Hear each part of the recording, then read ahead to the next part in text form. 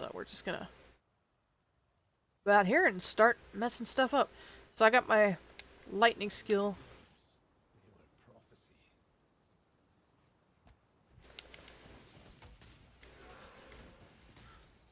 There we go. Now we're starting to do a little DPS. Gems can level up with you, but you do have to be careful because of your stats.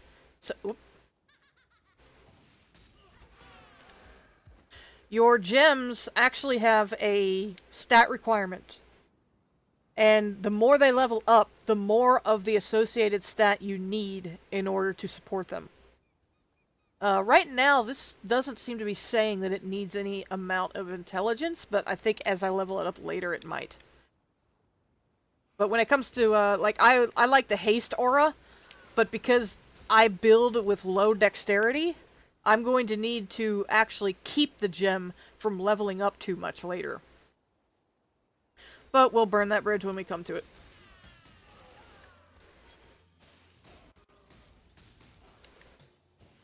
Make sure to pick up all these little currency items that you see. Oh, do I have a loot filter on? Let's check that.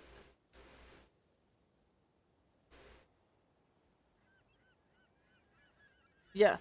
So I've got an item filter on. And it's, I forget what... You can go to, like, the main Path of Exile website and find it, I think. Just type into Google Path of Exile loot filter, and you'll find this, Never Sink regular softcore. That is the loot filter I use. Basically, it ignores stuff that is useless. It makes it so you can't actually see it drop.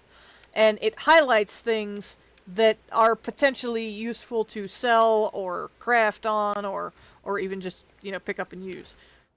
So I do recommend using the loot filter because in the mid-game, it starts to be a lot of visual noise that you need to sort through to know what to pick up and what not to.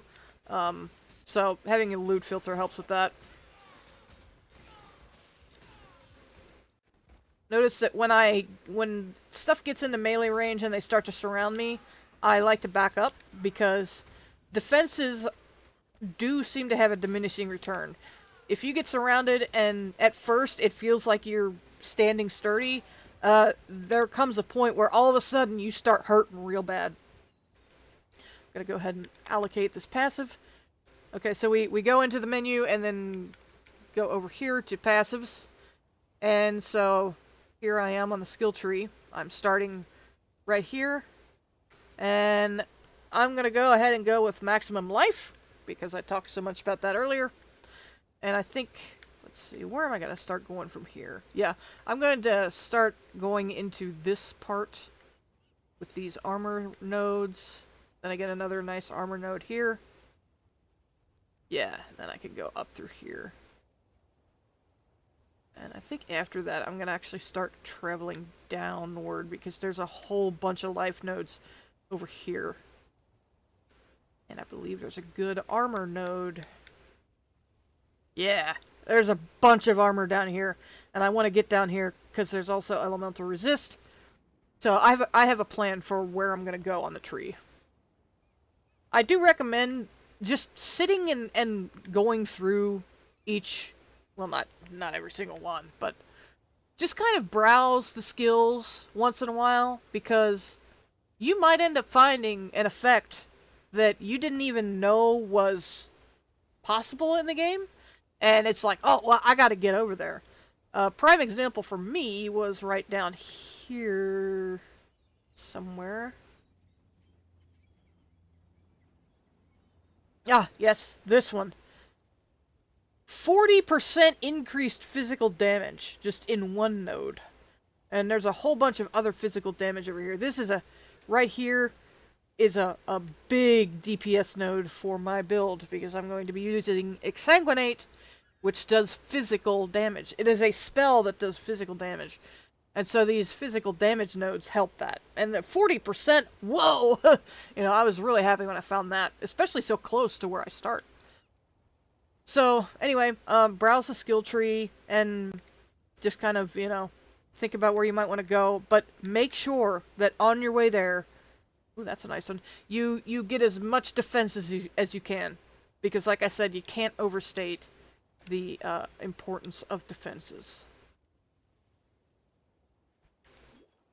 Flasks will recharge as you kill enemies. There's also some enemies, or there's also some crafting things. Whoa! Things that you can do. Where you can make the flask get more charges when you critical hit something. They can even later on be crafted to just be used automatically when you like take a really bad hit or when it reaches full charges, stuff like that. But that's for later.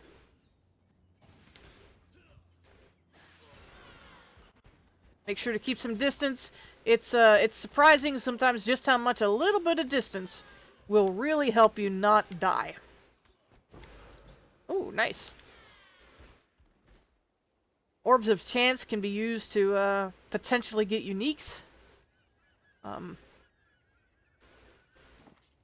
What you do is you get like a normal item like this hatchet, and if you apply the Orb of Chance to it, there is a big chance it'll just become a kind of a whatever blue item. There's a smaller chance it might become a yellow rare item that's got pretty nice stats on it. But there's a very small chance that it might turn into a unique.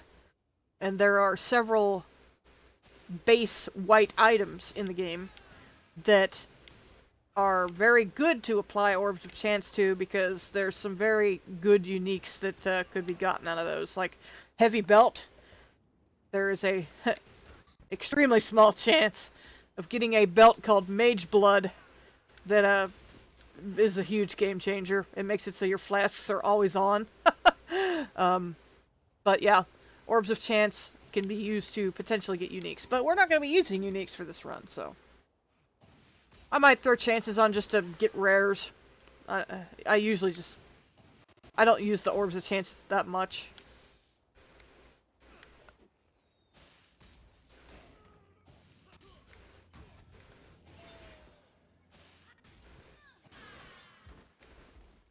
It is good, in my experience, to go ahead and open chests and stuff. It takes time, but sometimes you'll get some nice currency or maps or something out of it. So it is worth taking the time to go open those.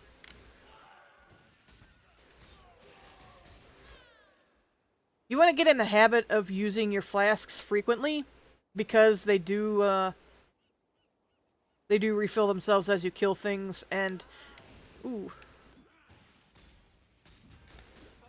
There is oh shit! There is an instinct to not use them and save them, but sometimes you need to. I should have allocated a passive. Whoop! Okay. Let's try that again.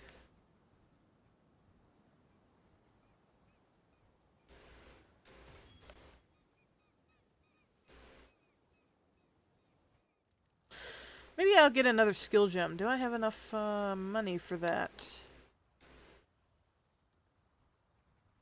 Or enough resources? I just need scrolls of wisdom. Okay, what can I pick here? Is Exsanguinate up yet? No, it's not.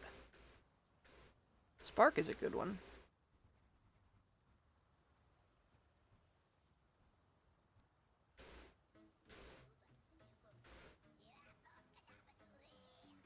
What the hell? Somebody got the little, like, goblin trope. Yeah, I want something that'll... I'll try Fireball. Let's see what Fireball does. I don't like how close I am to these guys when I'm using, that lightning thing.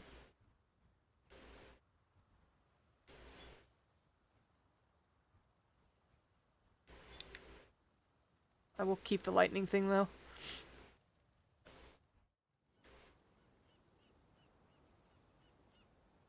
Do I have more armor I can put on? Put the shield on. Some boots. Oh. Okay, that's better. I'll sell this stuff, actually, first.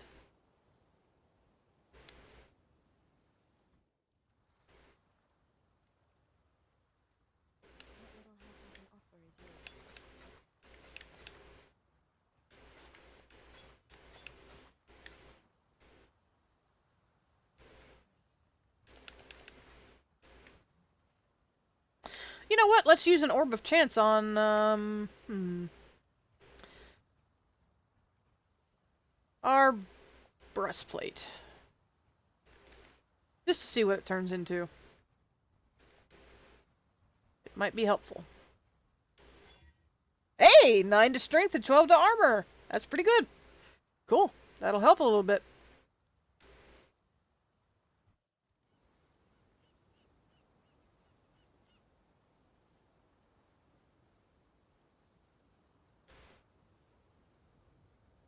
I do like to run around with this map on. I hope it's not too visually distracting, but it really helps when you're looking for all the monsters in the area, or running back to where you died. After being at the end game, the move speed feels so slow now.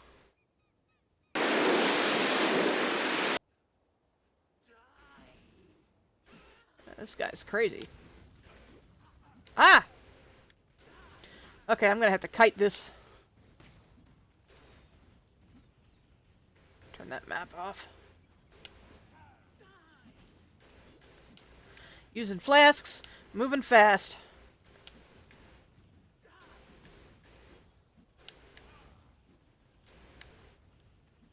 This is an example of not standing in the stupid. There we go. Gotcha!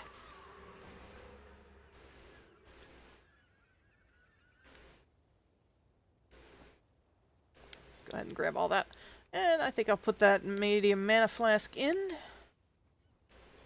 Do I want to wear this? For now, yeah. I'm going to go ahead and put that on. Because my rationale here is I don't like the evasion rating. I don't really need that for my class, but I do like the energy shield. I like the intelligence. That gives me more mana. The regeneration of life is great. My build in my last playthrough was heavily based on life regen. And I get a little bit of cold resistance, so that's nice. So for now, I will wear something that's more for like a rogue, but for my purposes right now, it works.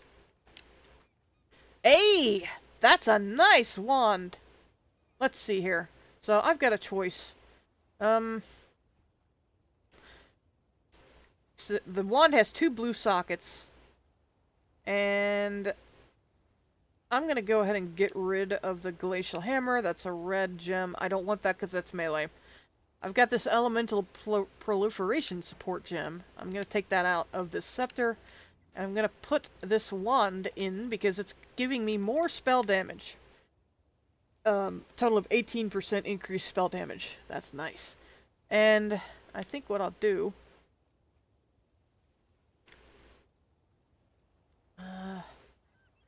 yeah, I don't like lightning tendrils actually because you got to stand still for it. I'm going to take that out.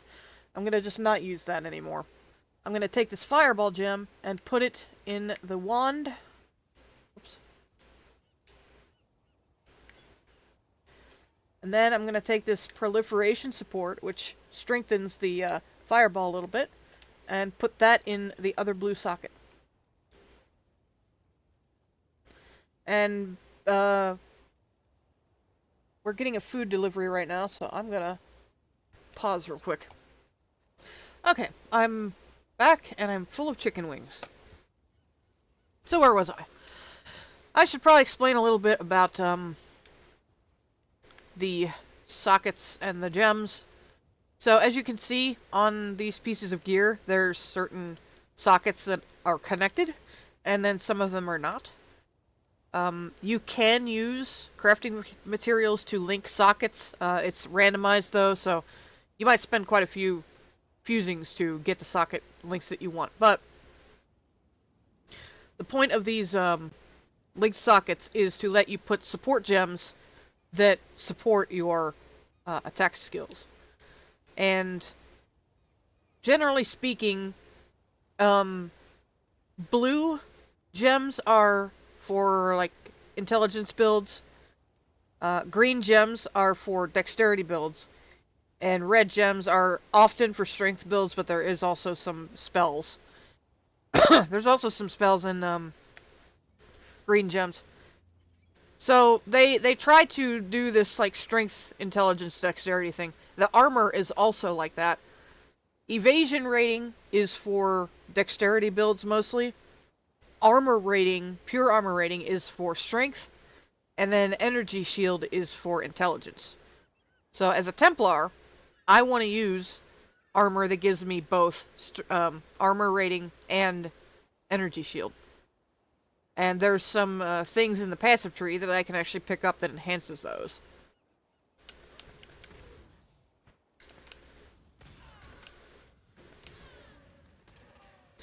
I was reading some build guides, and I found that it seems like Exsanguinate, my favorite skill, is not really used that often. It seems like it might be considered kind of slow. So I just may go with something else like an elemental build, because the scepters do give you more elemental damage. I think it's on hit, though. It's what's known as an implicit modifier. An implicit modifier, if you look at this wand, the line that says 10% increased spell damage, that's the implicit. That is what this wand does because it is a driftwood wand. Do I have anything else? Here's the scepter. Scepters have an implicit 10% increased elemental damage. And every driftwood scepter is going to have a percent increased elemental damage. So if you get like a white driftwood scepter, you could turn it into something, you know, that's rare, and you'll always have that elemental damage. So learn what the implicits are on the different types of items that you encounter, and then you can use that implicit as like sort of a, you know, a free addition to your DPS or whatever, that you don't have to worry so much about the randomization, because the objects just have that. It's not random. So what I'm going to be looking for is modifiers to spell damage or elemental damage, but I think that in the case of the scepter, that elemental damage might only be for physical attacks and not for spells. That is something that I will have to test. Because in a lot of cases, you'll see these modifiers that are like, adds 20 to 50 fire damage on a weapon. Well, that usually means that it adds 20 to 50 fire damage to when you do a melee attack. It doesn't add it to your spells. Unless it specifically says that it adds it to your spells, which there are modifiers that do that. Let's see. Have I completed this whole place?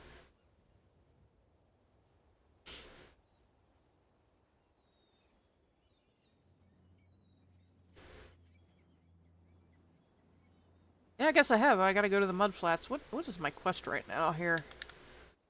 I need to... I need to get to the tidal island and get the medicine chest.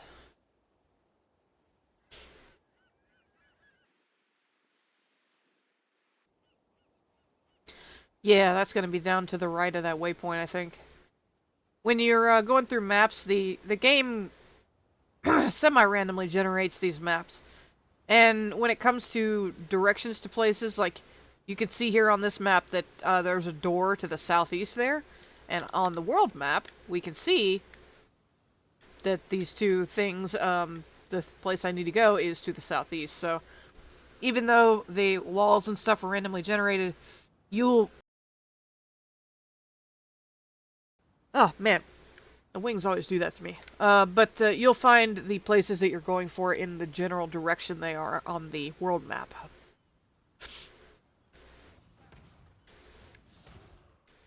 That's it for the coast zone. In the next video, we'll clear out the tidal island.